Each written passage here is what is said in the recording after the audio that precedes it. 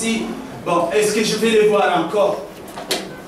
Et cela va me ramener, je vais regarder Dieu, à part ce que Dieu a dit un jour à Ève, à Adam plutôt, et les premiers hommes, pour leur dire, ne touchez pas à l'arbre de la connaissance du bien et du mal. En d'autres termes, ces fruits-là n'étaient qu'un signe symbolique, mais il voulait tout simplement dire, ne dirigez pas la vie selon vous-même, en choisissant ce qui est bien, ce qui est mal. Et que l'homme a désobéi, il a voulu être indépendant de Dieu, et il a pris sa liberté, et à partir de ces jours-là, séparé de Dieu, voilà, l'homme n'est plus capable de faire du bien. Parce que et le bien et le mal qu'il fait, les deux seront ensemble dans la malédiction. Et c'était le cas. Mais à part cette loi-là, quand Dieu se présenta pour la seconde fois, parce qu'il y avait une promesse, la promesse de l'avenir pour venir nous sauver, la promesse qu'il avait faite depuis les jours où le diable a été maudit, que l'homme a été maudit et que la femme a été maudite. Et depuis ces jours-là, Dieu a introduit également une promesse.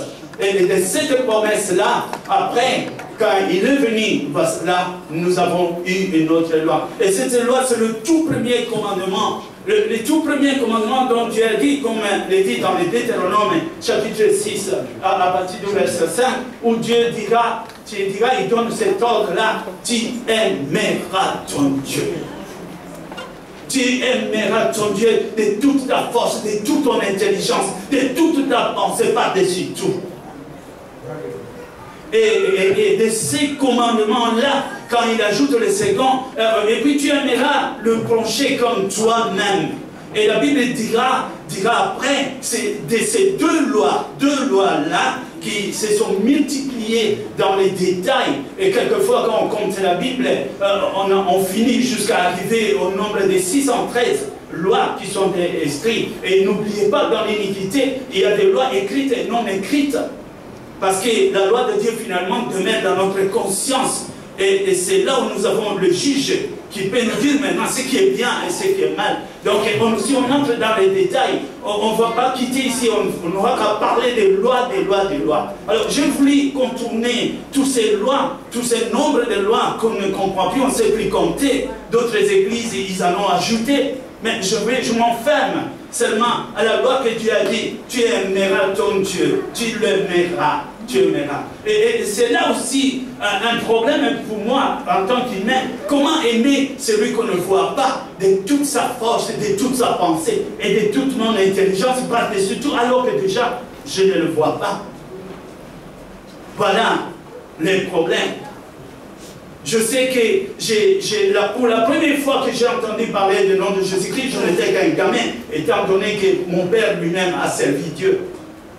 Il a servi Dieu, il a porté la soutane jusqu'à sa mort et il est mort. Mais moi, après le Fils, je voulais servir Dieu. On ne m'a pas accepté, mais Dieu, j'étais sur le plan de Dieu. Un jour, Dieu m'a sorti de là où j'étais parce qu'il a dit, toi, tu vas témoigner de moi.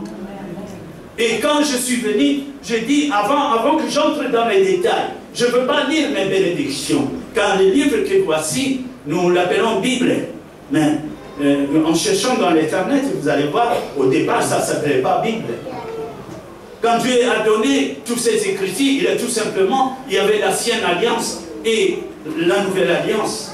Il y avait l'Ancien Testament et le Nouveau Testament. Et quand nous parlons de Testament, nous savons ce que cela signifie. C'est la dernière volonté de celui qui était et qui tu ne verras pas du tout. Il te laisse là les testaments.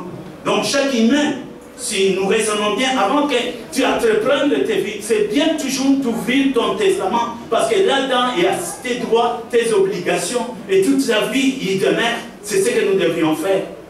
Et alors, en entrant dans ce livre, j'ai regardé, et je suis allé m'affronter contre cette loi d'aimer Dieu plus que tout. Jamais je ne fais une telle observation pour essayer de réfléchir de ce que cela signifiait. Si je ne veux pas être hypocrite, si je veux être sincère, si je suis sérieux dans la chose de Dieu et que je sais que Dieu m'a appelé, je vais l'observer. Et alors un jour je demandais à Dieu, est-ce que je t'aime vraiment? Je sais que j'ai répondu à pas mal de gens, est-ce que tu aimes Dieu? J'ai dit oui, oui. Le oui était tellement trop vite sorti que mon âme n'était pas encore vérifiée. Mais quand je suis entré dans les détails des choses, il y avait tant de choses que j'aimais dans mon cœur. Il y avait aussi ma famille, il y avait ma femme, il y avait mon travail, il y avait mes enfants, il y avait toutes les occupations de ces choses qui n'arrêtaient pas de m'habiter dans mon cœur, de me voler mon temps. Je ne pensais qu'à ça, je dormais avec ça. Et il arrivait quelquefois parce que j'étais au travail. Oui, je sais, dans le monde, j'étais directeur quelque part d'une grande société de construction, c'est ce que je faisais. Et alors, quand j'étais au travail, je ne sais pas combien de fois je téléphonais à ma femme pour rien, histoire d'écouter un peu sa voix pendant que je travaille. Est-ce que tu es là? Est-ce que ça va? Et toutes ces choses-là, je le faisais, et je pensais à mes enfants tout le temps, mais j'étais croyant, et j'étais chrétien. Je priais aussi le matin, et je priais le soir. Mais ce que j'avais oublié, c'est que Dieu était le témoin de toutes ces choses. Et jamais il n'a parlé, ni me reprochait, ni me regardait faire. Mais jusqu'au jour où je voulais voir cet appel. Parce que le Saint-Esprit m'a dit, tu dois maintenant regarder bien en face ce que tu es en train de faire et ce que Dieu t'a demandé. Et pour la première fois, je vais vérifier, est-ce que j'aime vraiment Dieu? Et quand j'ai pensé à ça, j'ai fait une auto-analyse. Et Dieu me dit, si on avait mis un compteur là, tu verras bien combien de temps tu penses à moi. Et combien de temps tu penses à ta femme. Et combien de temps tu penses à ton travail. Moi, je ne suis que quelqu'un de temps en temps dont on vient consulter.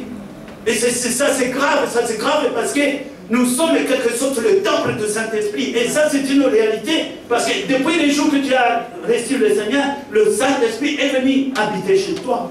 Et que voilà, il est ignoré. Mettez-vous à la place de quelqu'un que tu es allé visiter, et une fois que tu arrives chez lui, il ne te parle pas.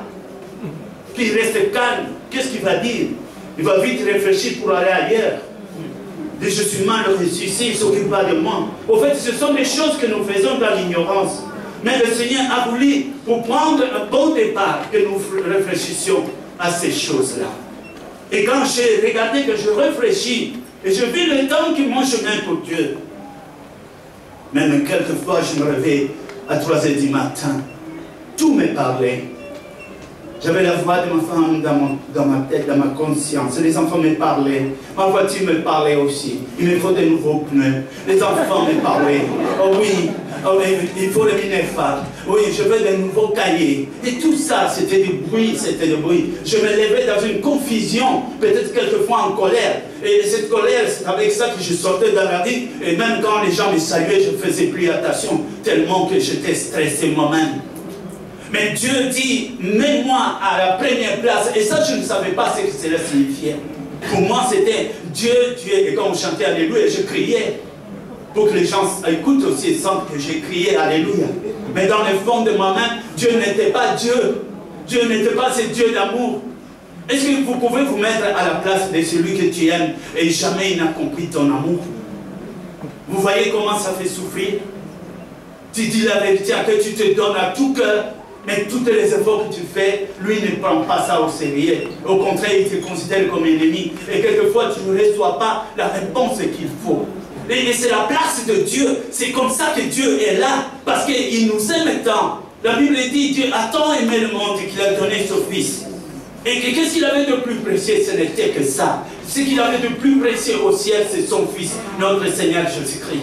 Et il a donné cela. Imagine maintenant, après avoir donné le Fils, à qui celui qui a donné le Fils, il était un grand, il ne reconnaît pas. Il ne vient même pas lui dire, Dieu, je t'aime. Nous, dans les mariages, tu as déjà dit à ta femme, je t'aime, mais tu reviens encore chaque fois, je t'aime, ça n'en finit pas. Parce que l'amour doit être nourri. L'amour ne peut pas rester comme ça. L'amour a besoin d'être nourri, d'être renouvelé jour à jour. C'est pourquoi Jésus a dit quelque part, à chaque jour suffit sa peine, à chaque jour, c'est tout simplement, reste à côté de moi. Dieu aurait pu te bénir pour toute l'année, tout le temps de ta vie. Maintenant il dit non, reste à côté de moi, je vais te voir encore et encore et encore. Que le Seigneur nous aide afin que nous puissions comprendre ces choses aujourd'hui. Et quand moi j'ai pensé à ça, j'ai commencé à analyser ma vie. Et je regardais, vraiment, je savais et je pensais toujours que j'aimais Dieu. Ces jours-là, j'ai eu honte. Et je devais m'agenouiller pour dire, Dieu, je vais te dire avec toute sincérité, j'ai toujours été menteur. Je suis hypocrite. Je ne t'ai jamais aimé comme je devais t'aimer. Et j'ai continué ma discussion. Je dis, Seigneur, il ne faut pas oublier que je ne te vois pas. Et si au moins je pouvais te voir, j'aurais pu voir ton visage, essayer de m'habituer à ton sourire et ta façon de parler pour qu'on soit amis. Et comme ça, je vais t'aimer avec toutes les bonnes racines. Et voilà, tu es invisible. Et tu me demandes une tâche terrible de t'aimer par-dessus tout. Mais les autres, je les vois, je les touche. Et on joue ensemble. Mais toi, je dois t'aimer comme ça. Et j'ai regardé sur terre, j'ai dit non Seigneur, je suis sûr, cet amour n'est pas ici. Cet amour ne peut venir que de toi. Alors je dis, donne-moi cet amour. Apprends-moi à t'aimer comme je dois t'aimer. Alléluia. Et c'est là, c'est pourquoi maintenant la Bible dit à toute personne qui cherche la vérité, à tous ceux qui cherchent le Seigneur, comme Jésus a dit, nul ne peut venir vers moi, vers la parole. Nul, si le Père ne l'invite, ne l'amène vers le Seigneur Jésus-Christ. Et tous ceux qui cherchent Dieu de cette manière, je voudrais bien aimer Dieu, je voudrais bien m'approcher de Dieu. Toute cette personne-là, la réponse de Dieu, qui que tu sois, tu peux être musulman, tu peux être bouddhiste, ça n'a aucune importance. Tu es une créature de Dieu, tu peux être chrétien, dans ta manière, où que tu sois. Si vraiment tu cherches la vérité, si tu cherches le Dieu de la vérité, si tu n'es pas un croyant par tradition, si tu ne crois pas parce que ton père et ta mère l'ont été, mais si tu dois de ta vie et que tu te dis, moi aussi, je voudrais connaître ce Dieu-là. Si mon père l'a connu, moi aussi je veux le connaître. Mais si on arrive là, alors Dieu t'amène vers la vérité. Mais parce que quand on vient vers la vérité, c'est alors qu'on vient vers le Seigneur Jésus-Christ. Et venir vers le Jésus-Christ, c'est là où la parole dit, à cause de toutes les démarches que Dieu a faites depuis la création, de la souffrance, et même qui s'est dépouillé de son trône pour devenir homme et venir naître parmi les humains, vivre avec les humains, et encore de souffrir, d'être insulté, injurié, frappé, flagellé, crucifié. Avec toutes ces démarches, il avait en cœur quelque chose qui lui disait, je dois aller jusqu'au bout. J'ai regardé une fois une maman à l'hôpital, on lui a dit que son fils est hospitalisé, alors on a dit à la mère, sors, laisse ton fils. Et la mère a dit, je ne pars pas. Non, je reste. Il n'y a pas de lit pour toi. Et il a dit au médecin, je vais dormir par terre. Je vais dormir par terre.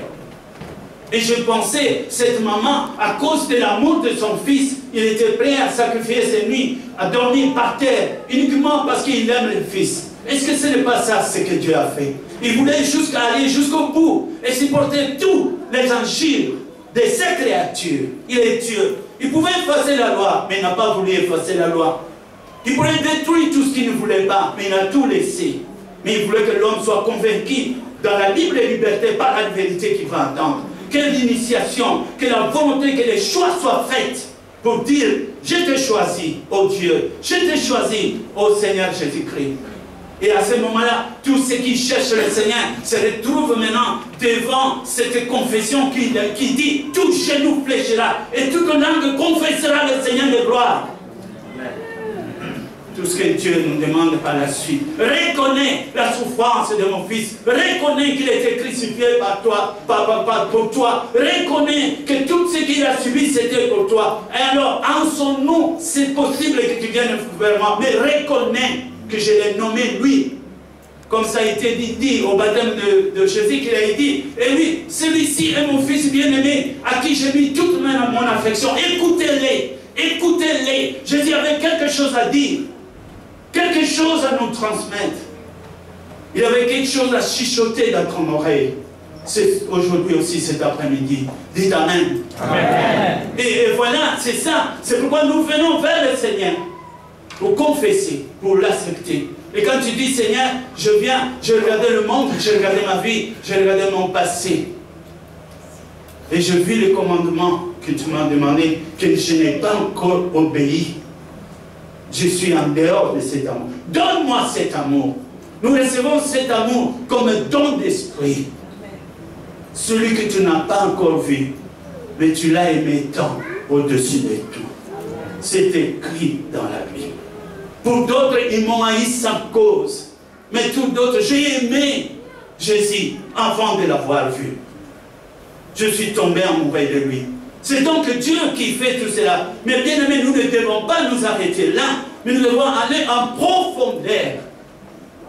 Une fois, les disciples étaient à la pêche et quand ils sont allés pêcher, ils sont sortis sans rien. Et Jésus a dit, allez, jetez encore vos filets, jetez dans la profondeur.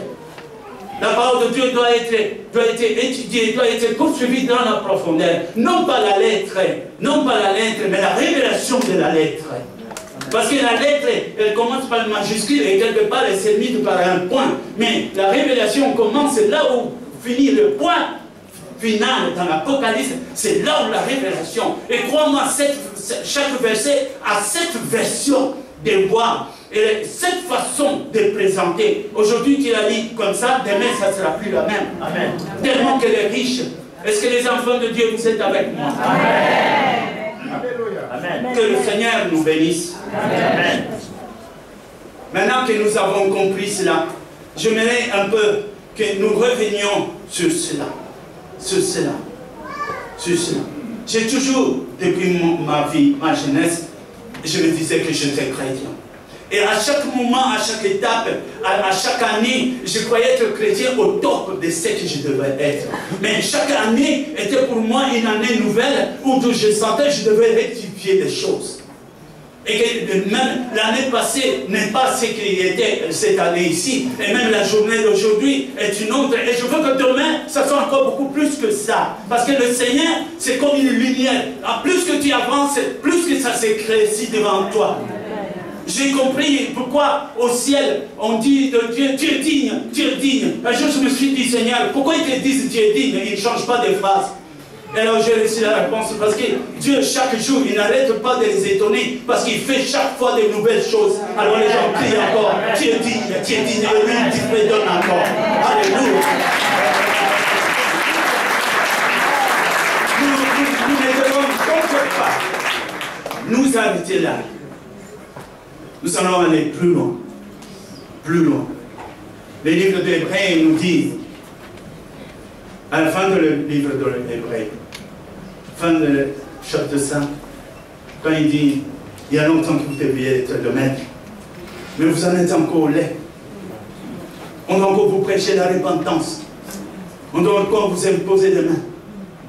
On doit encore vous parler de baptême. Il y a un demi à tout, il y a un fait à tout. Là où Dieu nous attend, c'est pas ça. Dieu a ce que nous croissions, que nous soyons des adultes spirituellement, que nous soyons responsables de la chose de Dieu. C'est là où il nous attend. Et cela n'est pas étonnant. Dans Jean 21, chapitre 15, à verset 17, vous avez vos Bibles devant vous. À ce jour-là, ce fut après la résurrection de notre Seigneur qu'il était mort. Et toutes ces prophéties se sont accomplies, car les gens l'ont vu, l'ont touché. Ils ont partagé même les poissons avec eux. Et là, ils partageaient même encore du poisson. Et voilà que Jésus va appeler tous ses disciples, ceux qui étaient avec, parce que chose étonnante, malgré le prêtre des miracles, de la résurrection, de la multiplication de pain, la résurrection de Lazare, et tout ce que Jésus a fait, parce que tout n'est pas repris dans la Bible, mais ces gens ont vécu avec Jésus, ils ont vu, et ils ont vu sa résurrection, ils l'ont touché. Ils étaient plus que certains de toute la parole que Jésus avait dit. Ils savaient maintenant que le royaume de Dieu existe. Parce qu'ils avaient devant eux un témoin vivant, le Fils de Dieu vivant. Ils croyaient. Mais il a fallu de peu seulement, qu'ils s'en ont retourné à la pêche, encore une fois, dans les lacs. Et Pierre, il a recruté cette fois non pas ses amis, mais les apôtres qui étaient avec Jésus, allant à la pêche. Et ils sont allés à la pêche. Alors que Jésus avait dit quelque part, je ferai de toi pêcheur d'âmes, pêcheur d'hommes. Mais il est revenu pour être pêcheur de poissons. Et il est parti encore là-bas. Et quand il est parti là-bas, il était nécessaire, je crois. Je crois que c'était le royaume de Dieu a vu qu'il était indispensable que Jésus réapparaisse encore une fois pour corriger quelque chose. Peut-être que les apôtres ne l'ont pas vraiment compris. Et il est justement venu pour demander à Pierre, si tu m'aimes vraiment. Mais il n'appelle pas Pierre. Fils de Jonas. Il reprend même le nom de son père, pour bien personnifier qu'il s'agit de lui. M'aimes-tu plus que ceci ne m'aime? Qui? Je crois que le Seigneur a fait le tour. Il a demandé à Jean, qui avait l'habitude de mettre sa tête sur la poitrine de Jésus, est-ce que tu m'aimes? Évidemment, il lui a dit, oui, je t'aime. Mais de quel amour était-ce? Ce n'était pas ce que Jésus cherchait. Après, il a demandé à tous les autres, à Barthélemy, à tout le monde, à Matthieu, à Luc, est-ce que tu m'aimes vraiment? Mais la réponse était vite dit, oui, je t'aime. C'est comme maintenant tu peux dire à Jésus, oui, je t'aime. Mais quand il allait trouver Pierre, lui, l'audacieux qui a coupé l'oreille, lui qui avait juré de ne jamais abandonner ou trahir Jésus alors qu'il a trahi, Pierre qui a dit à Jésus, où tu iras, moi j'irai. Pierre a toujours été à côté de Jésus, comme un ami, mais comme un ami farouche, pour protéger même le Seigneur s'il fallait. C'est lui-même qui a refusé la mort de Jésus, même si Dieu le veut. Non, advienne que pourra, toi tu ne mourras pas. Et Jésus lui a dit, arrête de moi Satan, tu ne sais pas de quel esprit tu es animé. C'est Pierre audacieux. Jésus est allé finalement le regarder en face. Est-ce que Pierre, fils de Jonas, est-ce que tu m'aimes vraiment? Et Pierre, il a répondu comme tout le monde, oui, je t'aime, je t'aime. Mais comme la réponse qu'il attendait de Pierre n'était pas celle-là, Jésus est revenu pour la deuxième fois. Est-ce que Pierre, fils de Jonas, m'aimes-tu? M'aimes-tu? M'aimes-tu? Plus que cette déclaration. Et à chaque fois qu'il disait, oui, je t'aime, et Jésus finissait sa parole pour dire, Père mes brebis. Donne de la nourriture à mes agneaux. Donne de la nourriture à mes enfants. Donne la nourriture aux croyants. Va leur dire. Et Pierre, pour la deuxième fois, il ne comprenait même pas. Et il a dit au Seigneur, oui, mais tu sais, tu es Dieu. Tu sais vite me regarder. Mais non, ce n'est pas de cet amour-là que je parle. Et quand la troisième fois, il est venu, Pierre, fils de Jonas, m'aimes-tu? Et à ce moment-là, Pierre a réfléchi.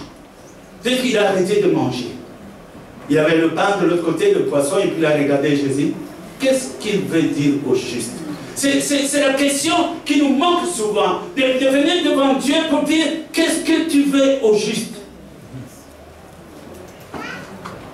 Et c'est là, c'est pas question de mon père, ma soeur, mon frère, ma femme. Non, ça n'a absolument rien à voir. Parce que chaque âme, l'âme qui pêche, c'est celle qui mourra. C'est l'âme qui va déclarer, qui va confesser le Seigneur, c'est celle-là qui vivra. Maintenant, c'est quelque chose face à face. Dis-moi, Seigneur, dis-moi, parle-moi. Je vais t'écouter. Je veux que tu me parles. On est habitué à dire Amen parce que tout le monde a dit Amen. D'autres le disent parce que s'ils ne le disent pas, on va remarquer qu'il n'a pas dit.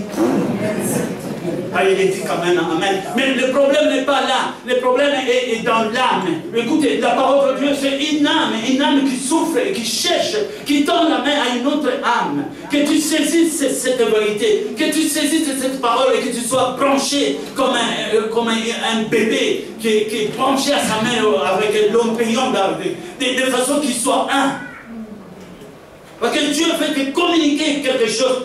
Il va te communiquer quelque chose aujourd'hui. Et que ça va te faire réfléchir.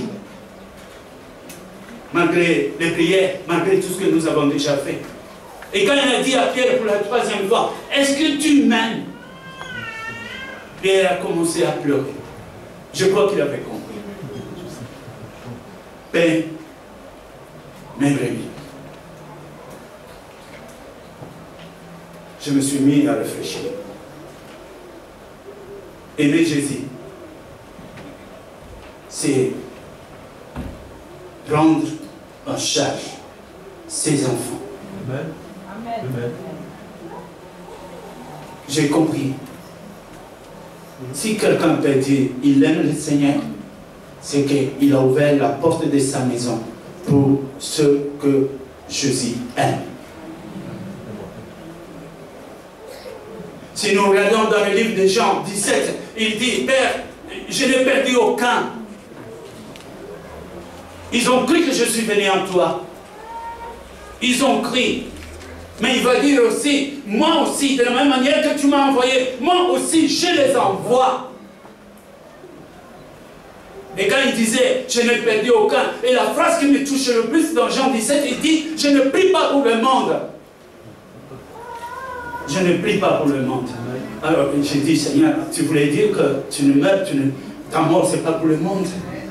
Seigneur. Mais il a dit, je ne prie pas pour le monde, mais je prie pour une partie, ceux-là qui étaient à toi et que tu me les avais donnés, ceux-là. Et même l'apôtre Paul va dire dans le livre de 2 Timothée chapitre 2, il va dire, regarde dans l'assemblée, regarde ceux qui se confient vraiment. Choisis des hommes capables de recevoir la parole de Dieu, pas pour eux, mais pour être capables aussi à transmettre aux autres. Parce que le christianisme est une mission sacerdotale. A donne à B, B donne à C, C donne à D. Tu dois être une partie de la chaîne, le maillot de chaîne, qui ne s'en termine pas chez toi. Mais puisque je le récite, moi je donne à gauche. Amen.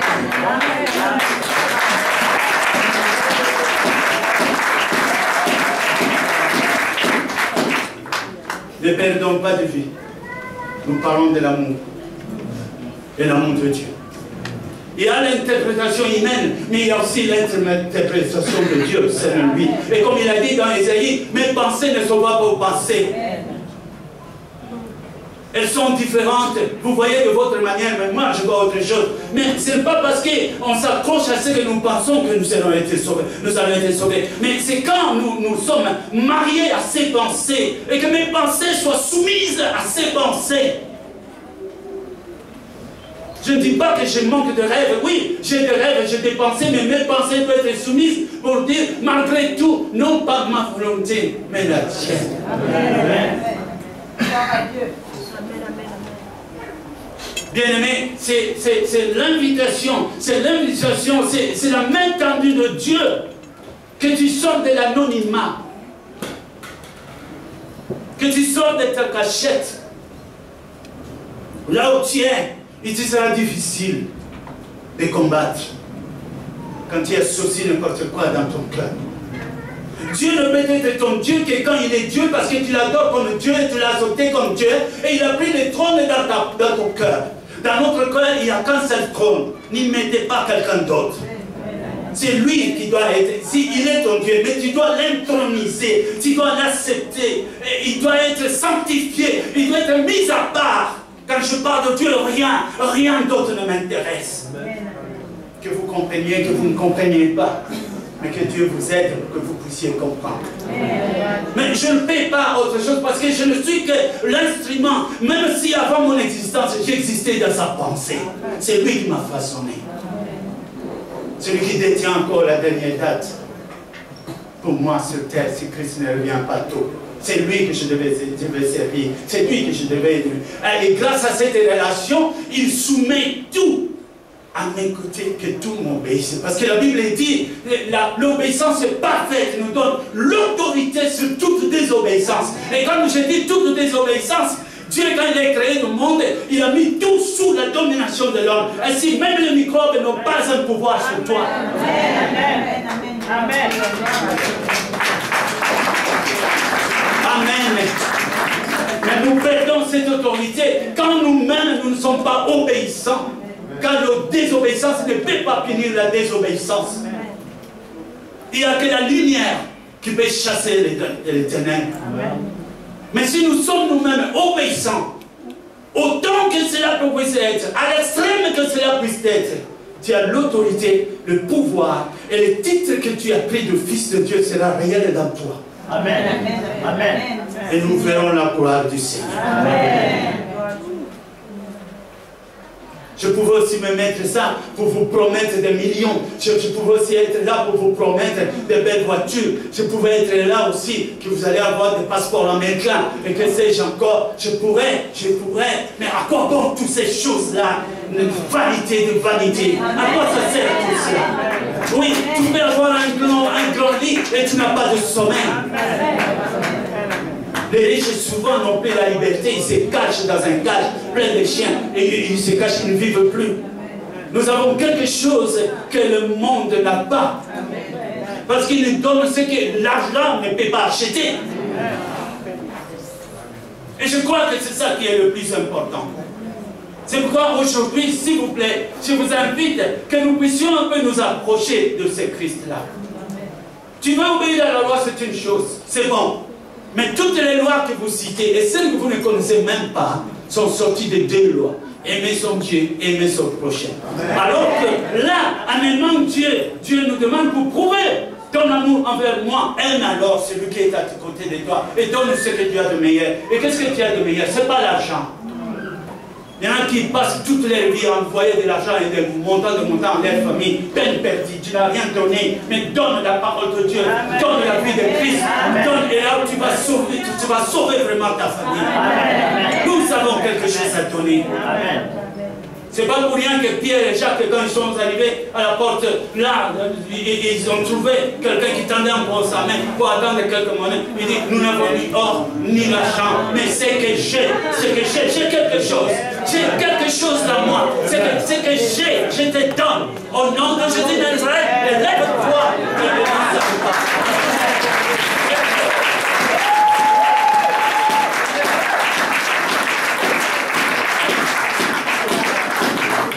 Je disais ici, cette parole te concerne. Amen. Est-ce que tu as déjà essayé de lire la Bible en mettant ton nom partout où il y a les noms des autres?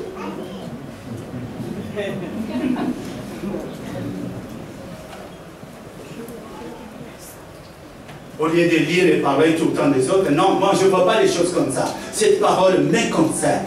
Et quand il parle, même dans la Bible, je dis oui Père, merci parce que j'ai compris. Et je ne mets pas, je déteste prendre des annotations parce que quand les papiers tombent, tout est tombé. Mais si j'ai obéi en même temps, alors elle devient une expérience, moi, elle est inscrite dans ma conscience. Ça, personne ne me volera. L'expérience avec mon Seigneur. Amen. Si tu peux dire Dieu pendant que Dieu n'est pas ton Dieu. Tout comme tu peux dire c'est mon Père alors que tu es étrangère à sa vie. Tu ne connais même pas ses dettes. Il y a des filles qui reviennent à la maison uniquement pour manger, mais la vaisselle c'est le problème de maman. Alors on peut dire aussi, oui c'est sa fille, mais tu es étrangère à la vie de ta mère. On peut être fils de Dieu, mais étrangère à la vie de Dieu. Quand la souffrance de Dieu, oui, la souffrance de Dieu, quand la pensée suprême de Dieu, qui est de ce que l'homme soit sauvé, tu n'as ni part ni l'autre à cette affaire. Ça ne me regarde pas. Ça ne regarde pas. Moi, je me contente de ma Bible. Je me contente. Je viens seulement les dimanches. Le monde se perd.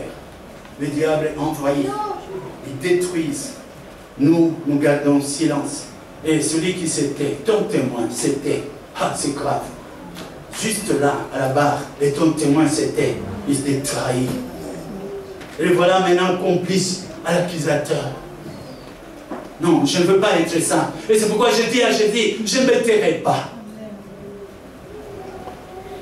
Ce n'est pas question d'étudier la Bible, ça n'a absolument rien à voir. Ce n'est pas question de dormir toutes les langues, je vais connaître tous les versets bibliques comme les témoins de Jéhovah, ça n'a absolument rien à voir. Mais c'est une expérience, mais une relation. Les gens courent vers la religion, mais Dieu cherche une relation. C'est différent. Une relation particulière. Il ne te connaît pas ton nom.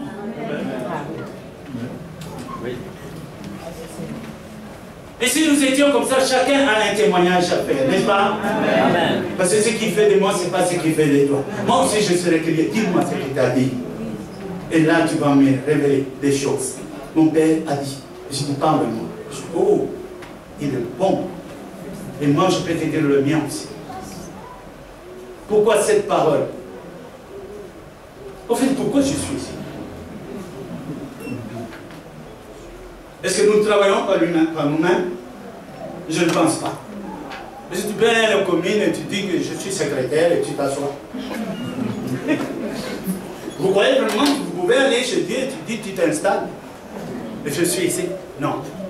C'est sa volonté. Dites Amen. Amen. Parce que Dieu sait, Dieu veut faire quelque chose de grand avec cette église. Dieu veut accomplir certaines choses qu'il n'a jamais fait. Et il a dit, évoque-moi et je vais vous révéler des choses cachées que tu ne connaissais pas. Et je vais vous montrer ça. Mais seulement il veut une approche. Étonne Dieu et Dieu t'étonnera. Change de manière. Change de prière. Change la monotonie. Entre maintenant dans les discours entre père et fils. Chuchote-lui à l'oreille. Dieu veut que vous pouvez taper. Tape un peu à ton ami comme ça. Tape. Oh, je n'ai personne ici. Tape comme ça. Alléluia. Dieu veut que nous faisions ça. Alléluia. Si vous saviez,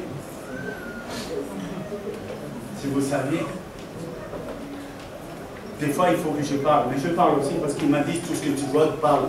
Un jour, alors que je priais, j'ai dit à Dieu, et dis-moi, chaque fois que je parle, est-ce que je suis vraiment dans la parole? Est-ce que je suis dans la parole? Et un jour, la nuit, il m'a dit, viens parce que je suis là. Et je me suis précipité pour aller voir où est-ce qu'il était. Et il était tellement grand, habillé en blanc, je regardais. Et il n'a même pas donné le temps qu'on s'est salué, tout ça. Il m'a dit, viens. Et je suis venu à côté de lui. Et il m'a dit, écoute un peu cette prédication, c'est quoi ça? Et tous les deux, nous sommes restés calmes. Et j'ai entendu sa voix. Moi, je me dis, ça, c'est toi qui pries. Tu prêches quand tu étais à Galilée. Et il dit, oui, c'est vrai. Et il dit, viens encore. Et je l'ai suivi. Et il dit, écoute ce message. Et j'ai écouté ma voix. J'ai dit, ça, c'est moi. Et il dit, oui, parce que tu parles comme moi. Alors continue de parler comme ça. Tu ne changes pas.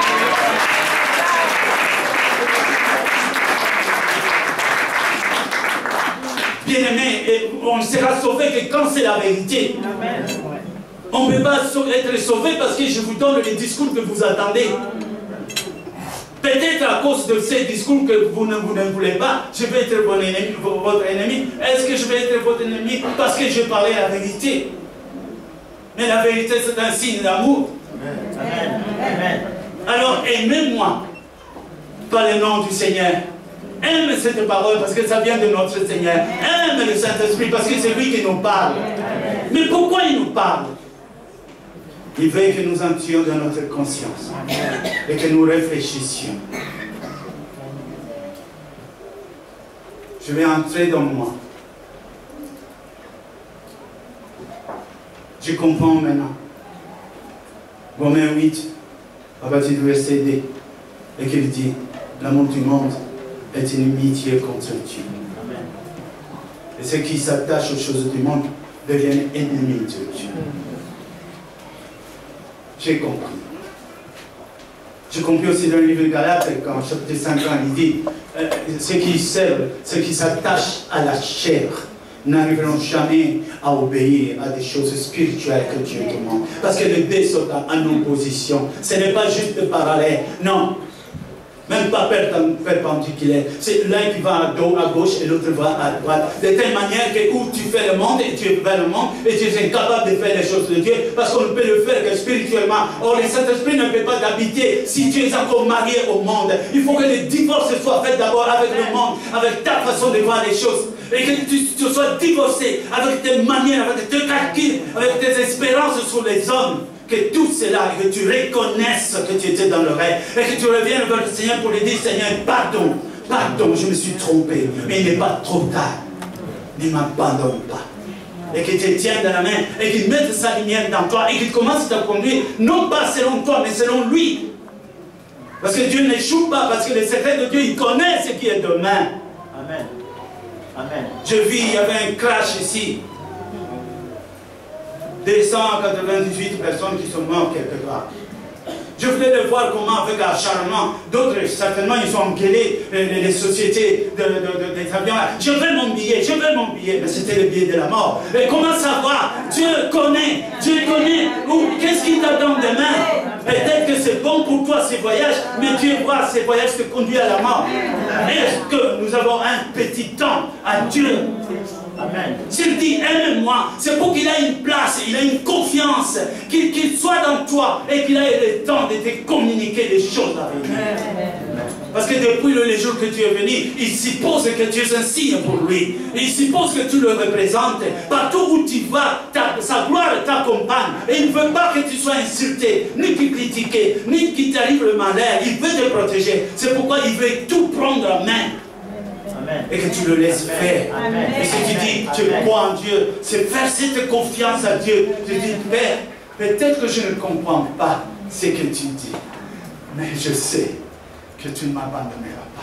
Il fut un moment de ma vie, j'étais jeune, et j'ai dit à Dieu, qu'est-ce que tu attends? Qu'est-ce que tu attends? Je voulais te servir, je voulais être serviteur quelque part, je dis ça à Dieu. Je prêche, je prie pour les malades et tout, je vois des miracles qui se font, mais qu'est-ce que tu attends? Je ne peux pas entreprendre un service de moi-même. Et voilà que 5 jours après, il m'a dit, il m'a montré, j'étais si grand. Et une rivière passait entre mes jambes comme ça. J'étais là comme ça. Et il y avait une rivière. Et je vis, il dit, regarde ton travail. Et quand je regardais, j'étais en train de prendre des personnes à droite. Je les prenais et je les faisais traverser la rivière. Moi, je dis, ah, c'est bon. Et il dit, regarde bien. Je dis, où ça? Il dit, tes jambes. Je regardais mes jambes, mais je ne vois rien. Il dit, copain, tes jambes sont faibles. Je dis, ah bon? Mais moi, je ne vois pas. Alors je lui dis, mais il y a quelque chose qui me fait plaisir. Maintenant, je comprends que tu me suis. Bon, les jours que tu verras, mes jambes sont grandes et fortes. Dis-moi alors. Mais en attendant, je prêche dans le coin. Parce que je ne pouvais pas me taire. J'ai créé des services. J'allais toquer des portes. Parce que le vrai christianisme, je vais vous dire, nous devrions avoir l'audace et le courage que font les témoins de Jéhovah. Amen. Ça devait être nous. Amen. Nous devrions, nous, avoir la fermeté de prière que font les musulmans. Amen. Nous devrions avoir, nous, l'organisation que les églises protestantes sont en train de faire. Malheureusement, ça manque ici un peu. Mais nous avons des exemples là. Dieu nous a amenés, nous a appelés pour que nous soyons des témoins. Le diable n'a pas peur d'un diplôme. Même d'une croix. Tu peux le mettre ça sur le nez. C'est quoi ça? Mais le diable appelle de ce qu'il voit dans toi. Amen. Amen. Quand il peut dire, celui-ci ne croit pas de blague, c'est plus une blague, mais il témoigne de Christ. Parce que témoigner de Christ, c'est l'épée dans ta bouche. Amen. Et alors il a peur. C'est pourquoi je n'arrête pas de crier, afin que je puisse terroriser tous ces démons-là. Parce que Jésus est venu d'abord pour détruire les œuvres du diable. Amen. Je faisais un voyage et le pasteur m'a demandé un jour, dis-nous le dernier mot. Je dis, je parle par l'amour de Dieu et la haine du diable. Et alors tout le monde a rigolé. Mais c'est comme ça. Je viens pour l'amour de Dieu. Et je viens aussi par la haine du diable. Parce que je dois les détruire. Amen. Amen. Faites du mal aux démons. Dites Amen. Amen. Chassez-les, écrasez-les. Amen. Et c'est ce que le Seigneur nous demande. Maintenant, chrétiens, vous chrétiens, ou je veux mieux parler, vous disciples de Christ, parce que le mot chrétien, ça n'a pas jamais été prononcé par Jésus. Mais il a dit, faites mes disciples. Et les païens, ils ont dit, ce sont des chrétiens. Comme semblables au Christ. Bon, ok, ils sont chrétiens. Mais je dis, vous disciples. Donc, vous êtes ici parce que vous devez prendre la discipline de Christ. C'est dans cela que nous avons été appelés. Où que tu sois, tu es une lumière. Et tu as un espace qui t'a été donné pour répandre ta lumière. À commencer par ta maison. Amen. Ton combat réel, c'était là. Quand moi j'étais jeune, mon père était mort. Je préparais ma défense et je fais le sport. Et je croyais que mon ennemi, il fallait l'atteindre avec des coups de poing. Alors je me suis entraîné, jusqu'au jour où je vis que ce n'est pas lui, mais ce qui peut le posséder, c'est lui ton ennemi. Et en attaquant un homme, tu ne fais rien, tu détruis ton frère. Laisse-les, mais détruis les diables. Amen. Amen. Alors j'ai dit, démon, c'est donc toi? Alors on va voir. Alléluia. Il m'arrivait quelquefois d'être en colère et je suppliais le Saint-Esprit, laisse-moi une seconde avec lui seulement, 2 secondes, j'ai quelque chose à lui dire. Mais le Seigneur n'a jamais permis à ce que je touche au démon. Et chaque fois que je me mettais en colère, et alors la foudre tombait à cet endroit. Non, tu ne le toucheras pas, bang, qu'il puisse. Oh! Tellement qu'il ne fait pas que je les touche. Il est tellement sale qu'il ne permet même pas que ses enfants les touchent. Et de loin, rien que par la puissance de notre Seigneur, nous sommes plus que vainqueurs.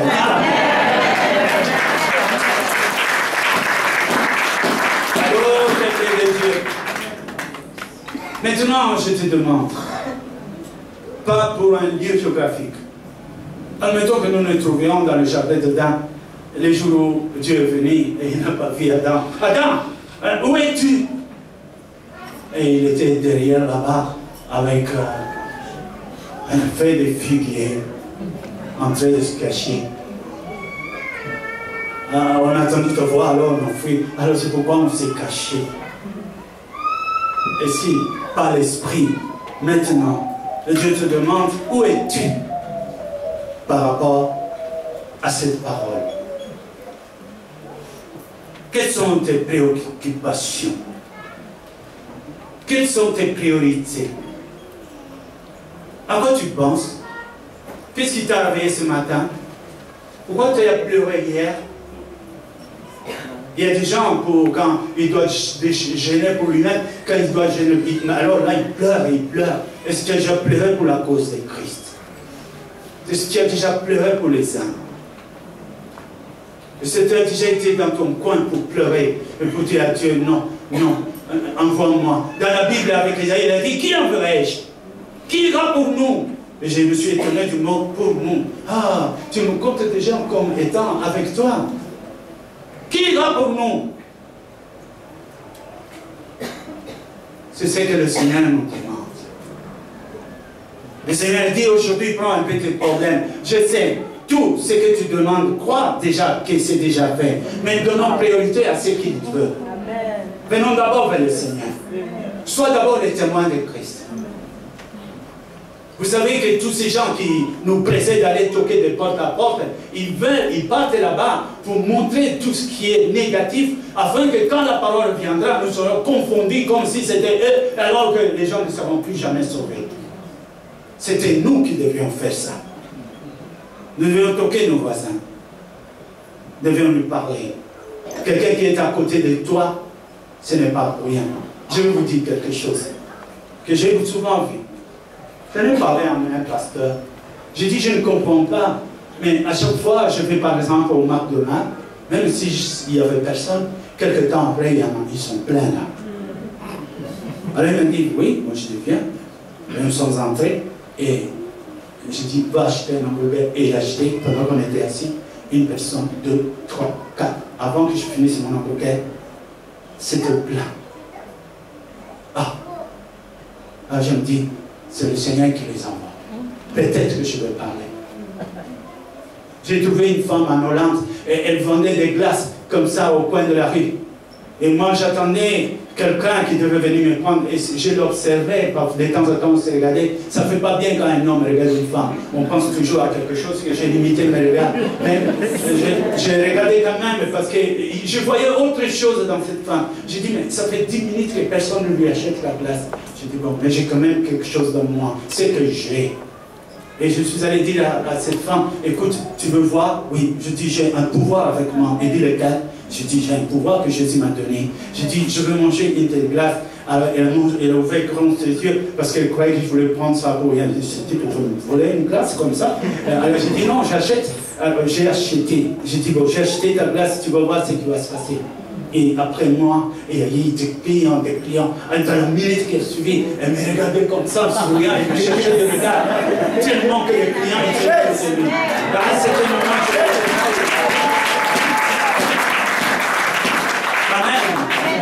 comment savoir ces choses si vous ne voulez pas aller loin? Vous êtes béni. Et si tu ne veux jamais regarder ta poche, comment tu peux savoir que Dieu t'a rempli de quelque chose à ta poche? Amen. Tu es le même, tu crois toujours que tu es le même, tu ne crois jamais à un changement, tu crois que tu es toujours le fils de celui-là. Non, toutes ces choses sont passées. Je sais qu'avec l'Église, il a travaillé, quitte à moi de découvrir qu'est-ce qu'il a donné, qu'est-ce qu'il a fait avec moi. Chaque maison que tu entres, c'est une bénédiction pour cet endroit-là. Dites Amen. Amen. Il faut que je m'arrête, n'est-ce pas?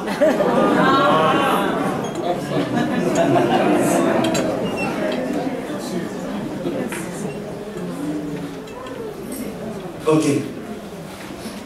Maintenant, je vous parle de la parole de Jésus. À ce moment, mon cœur, mon âme, tout est timide. Parce que je suis en train de dire, Jésus, s'il te plaît, est-ce que je peux maintenant, est-ce que tu peux les voir, tu peux les regarder? On m'a poussé un rideau pour regarder dehors, ils sont là, ils t'attendent. Je vais les supplier qu'ils s'approchent de toi, qui te consolent, qui essuient tes larmes, qui s'approchent de toi.